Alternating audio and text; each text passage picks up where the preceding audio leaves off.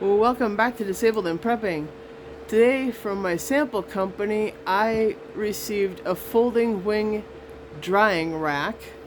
So that's what the drying rack's gonna look like. I figured it would be a very good item to have in case the power went out, as a way to dry your clothes. So when they were offering different items, none of which I could really use really well. So, but this is one of the items that they had, and I'm like, I could definitely use that. So that's what I picked out of the few things that they had available to us this time. Sometimes we get to pick, sometimes we don't. But we did this time, and I picked a drying rack.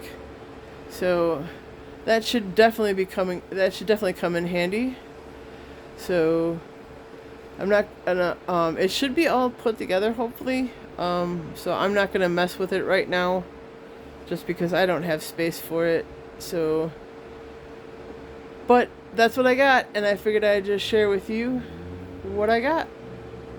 So it can be folded up, so it probably is about the size of this box.